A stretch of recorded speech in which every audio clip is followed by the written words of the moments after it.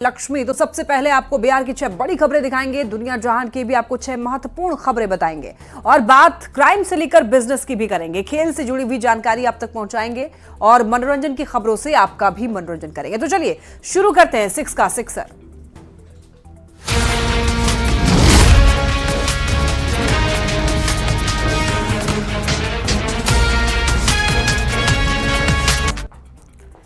तेजस्वी यादव की यात्रा और नीतीश कुमार के मुखौटा बताने वाले बयान पर डिप्टी सीएम विजय सिन्हा ने पलटवार किया। उन्होंने कहा कि तेजस्वी ने अपने माता पिता को मुखौटा बना लिया है, लेकिन नीतीश जी आज भी बिहार के मुख्यमंत्री हैं और बिहार में विकास और सुशासन व्यवस्था बनाए रखने के लिए उनका अभियान जारी है। साथ ही तेजस्वी की यात्रा पर निशाना साधते हुए कहा, तेजस्वी यादव जब सत्ता में बैठते हैं तो कार्यकर्ता को भूल जाते हैं और जब उन्हें कार्यकर्ता भूलने लगे हैं तो वो उनके दर्शन करने चले हैं।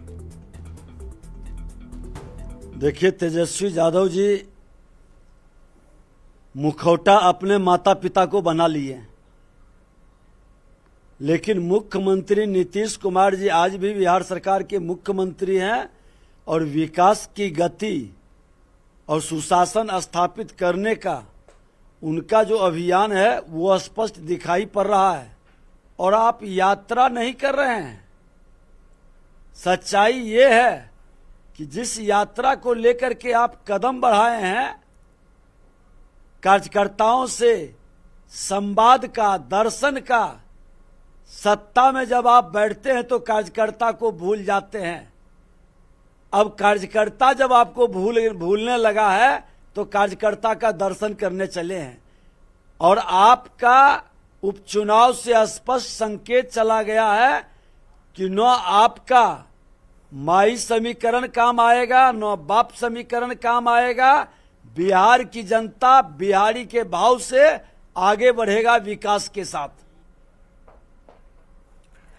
नेता प्रतिपक्ष तेजस्वी यादव का कार्यकर्ता दर्शन से संवाद कार्यक्रम मुंगेर से शुरू हो गया है। अपनी यात्रा की शुरुआत करते हुए तेजस्वी यादव सीएम नीतीश और बीजेपी पर जमकर बरसे। तेजस्वी यादव ने आरोप लगाया है कि बिहार में सरकार माफिया चला रहे हैं। सीएम नीतीश की 15 दिसंबर से प्रस्तावित यात्रा पर तंज कसा है। कहा उससे 200 से 250 करोड़ रुपए फालतू के खर्च होंगे। तेजस्वी यादव ने 2025 में चुनाव जीतने पर 200 यूनिट बिजली मुफ्त देने का वादा किया।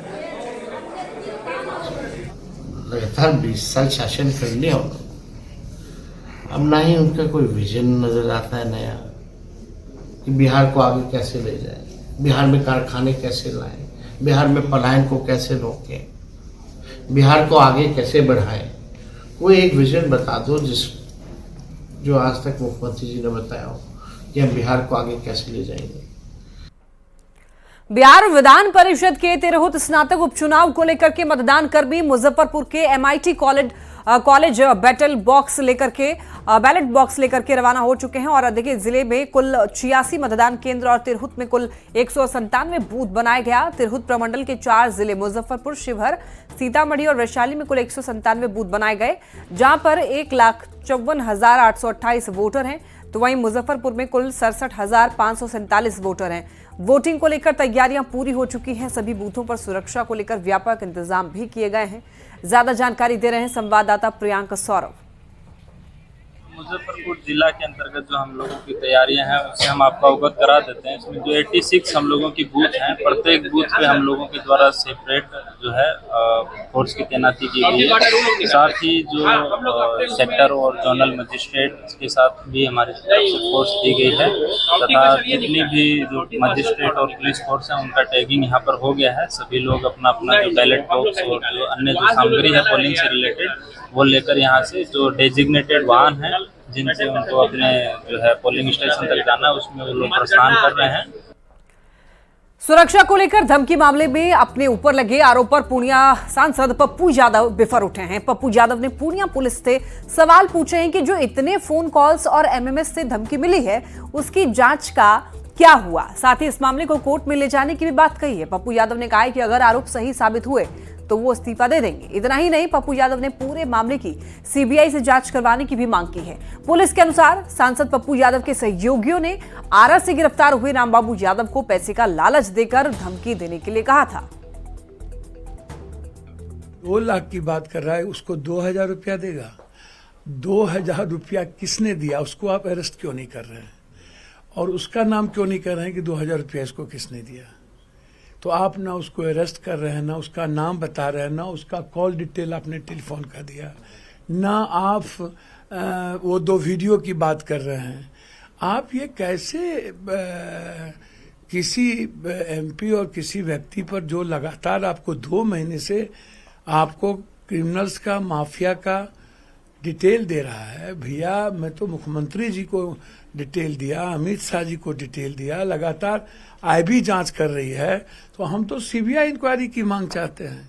आप हाई कोर्ट जा रहे हैं? हाई कोर्ट में? हाँ, और हिम्मत है तो सीबीआई इंक्वायरी कराए, हाईकोर्ट के बेंच से मॉनिटरिंग कराए। या तो मैं रिजाइन करूंगा या तो सरकार रिजाइन करे।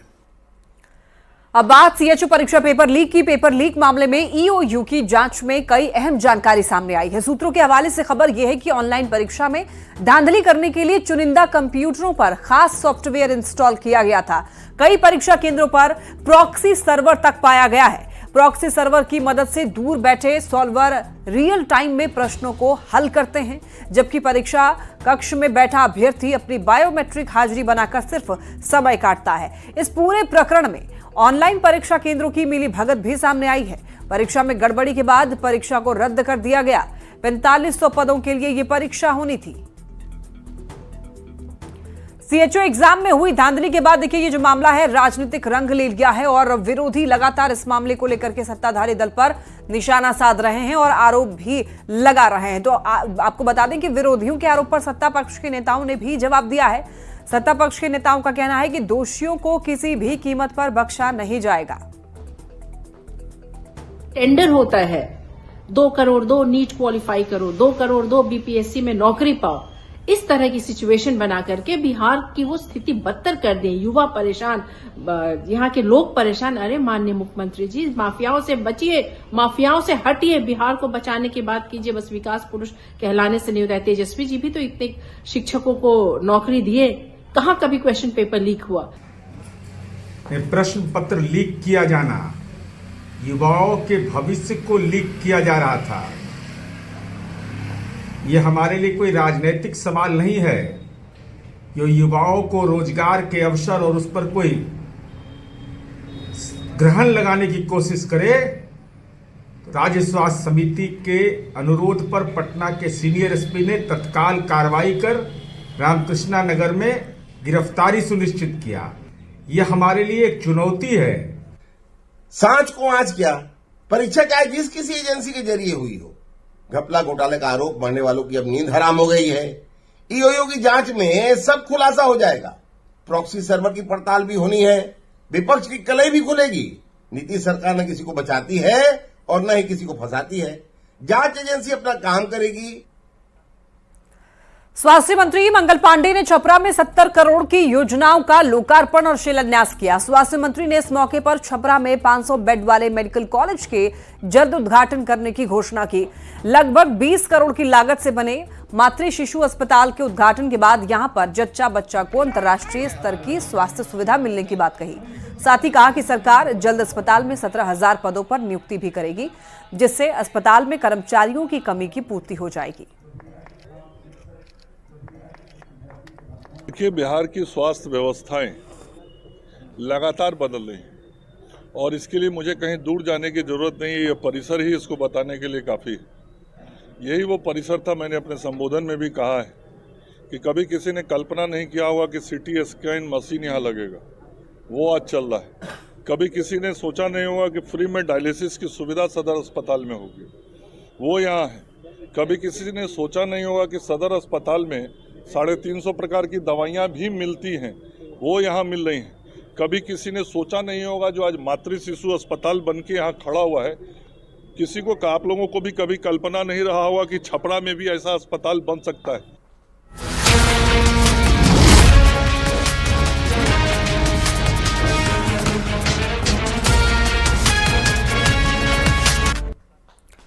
तो बात लॉ एंड ऑर्डर की करते हैं। देखिए, गोपालगंज से खबर है, पुलिस ने 24 घंटे के भीतर चौकीदार झमेंद्र राय हत्याकांड का खुलासा कर दिया है। पुलिस ने हत्या में शामिल बाप और बेटे को गिरफ्तार कर लिया है। हत्या के पीछे शराब का धंधा बताया जा रहा है। पुलिस ने गिरफ्तार अपराधियों के पास से चौकीदार की लूटी गई बाइक, मोबाइल और हत्या में इस्तेमाल चाकू भी बरामद किया है। गम्हरिया का रहने वाला कुख्यात शराब माफिया सुरेंद्र राय और उसका बेटा विकेश कुमार अगस्त महीने में शराब के मामले में ही जेल गया था और अक्टूबर में जेल से बाहर आने के बाद से वो चौकीदार झमिंद राय से बदला लेने की प्लानिंग कर रहा था। राय अगस्त महीने में 2024 में शराब के केस में जेल गया था और वहाँ पर 2-3 महीने जेल में रह करके और अक्टूबर में जेल से छूटा था। तो इसको एक वो प्रतिशोध था कि क्योंकि यही चौकीदार इसको जेल भिजवाया था, तो वहाँ पर अकेला इसको सुनसान पाते हुए इसका सुरेंद्र राय जो शराब माफिया और इसका लड़का विकेश राय दोनों ने उसको रास्ते में रोक करके चाकू से कई जगह पर बॉडी पर वार करके उसको गिराया। और एक बड़ी खबर दानापुर से सामने आ रही है, जहां पर एक बंद मकान में चोरों ने 60 लाख की चोरी की है। मामला खगौल से सटे हुए दानापुर थाना क्षेत्र के पौष इलाके का है। जानकारी के मुताबिक परिवार शादी समारोह में शामिल होने के लिए बाहर गया हुआ था और इसी बीच चोरों ने ताला तोड़कर घर में लाखों के गहने और कैश पर हाथ साफ कर लिया। पुलिस अधिकारियों का कहना है कि ये एक संगठित गिरोह का काम हो सकता है। फिलहाल मामला दर्ज कर लिया गया है, जांच की जा रही है। इस घटना से इलाके में दहशत का माहौल बना हुआ है और लोग अपनी सुरक्षा को लेकर के चिंतित भी हैं। हम लोग शादी में गए हुए थे 2 दिसंबर को। यहाँ से पिथमास बस्ती है, डुमरी मेरा गांव है, वहाँ हम लोग शादी में गए हुए थे। मेरी चचेरी बहन की शादी थी। इस दौरान में 2 और 3 के रात में ही यहाँ चोरी हुई है। हम लोग चारों भाई का अलमीरा से, मम्मी पापा के अलमीरा से, मेरी भतीजी के अलमीरा से सारे ऑर्नामेंट्स गायब है। और एक खबर पटना से, जहां पर जमीन के विवाद में अपहरण और हत्या की कोशिश का मामला सामने आया है। आपको बता दें कि यह घटना राजा बाजार की है। पीड़ित परिवार का आरोप है कि बीती रात 25 से 30 लोगों की भीड़ अचानक उनके घर पर आ धमकी और घर के सदस्यों के साथ मारपीट शुरू कर दी। घर के 5 लोगों को अपनी गाड़ी में बिठा करके कहीं और चले गए और सुबह यह मामला पुलिस तक पहुंचा, जिसके बाद किसी तरह से लोग जो है आरोपियों के चंगुल से छूट करके आए। बताया जा रहा है कि एक व्यक्ति अब भी उन लोगों के कब्जे में है और इस पूरे मामले में थाने में लिखित शिकायत की गई है। हमले के आरोपी सीसीटीवी कैमरे के डीवीआर भी अपने साथ ले गए हैं। 35 लोग जो है मेरे घर के अंदर घुस गए हैं और घर में ताला लगा दिए। जमीन विवाद का मामला है। जमीन विवाद का मामला है क्या नहीं है, लेकिन प्रथम दृष्टिया ये मामला जो है किडनैपिंग का और हत्या का प्रयास लग रहा है। किसको किडनैप किया गया है? मेरी माता को, मेरे भाई को, मेरे मामा का बेटा प्रसन्नजीत, मेरी मौसी का बेटा विशाल, इन सबको जो है किडनैप किया गया है।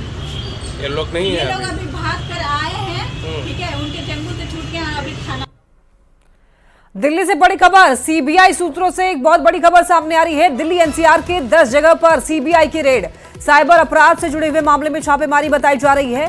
बताते चले आपको एमएचए की संस्था, बताते चले आपको I4C की सूचना पर छापेमारी। करीब 117 करोड़ की साइबर फर्जीवाड़ा का यह मामला बताया जा रहा है। मोबाइल ऐप व्हाट्सएप और टेलीग्राम से साइबर क्राइम, कई दस्तावेज जो हैं, इलेक्ट्रॉनिक सबूत जब्त किए गए हैं, सूत्र बता रहे हैं।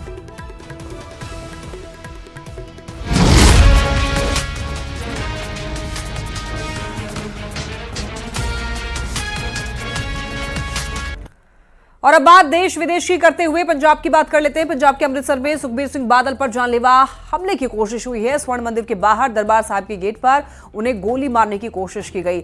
धार्मिक सजा मिलने के बाद अकाली दल के नेता सुखबीर सिंह बादल गेट पर बैठे थे, तभी नारायण सिंह चौड़ा नाम के एक व्यक्ति ने आकर उन्हें गोली मारने की कोशिश की। हालांकि पुलिस ने समय रहते हमलावर को पकड़ लिया। गिरफ्तार आरोपी पहले भी कई हिंसक गतिविधियों में शामिल रहा है।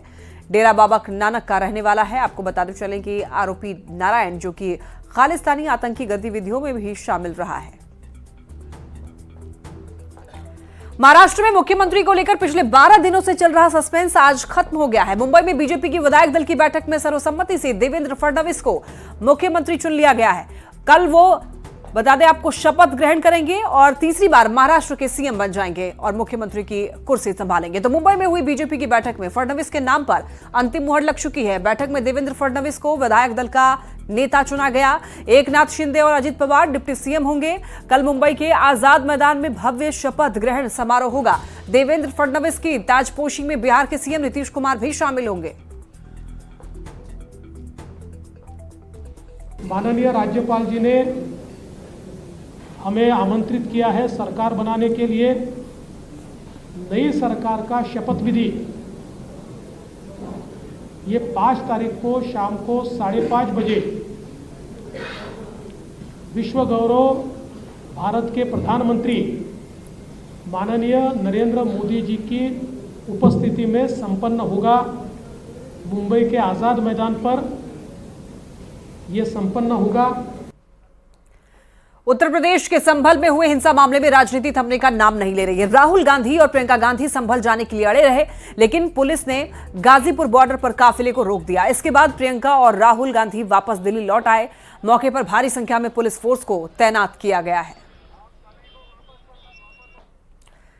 तस्वीर आप ये देख रहे हैं गाजीपुर बॉर्डर की, ये तस्वीर जहां पर आप देख सकते हैं कितनी संख्या में यहां पर भीड़ है। आज राहुल गांधी के काफिले को रोक दिया गया। बांग्लादेश में हिंदुओं पर जारी अत्याचार के खिलाफ भारत समेत दुनिया भर में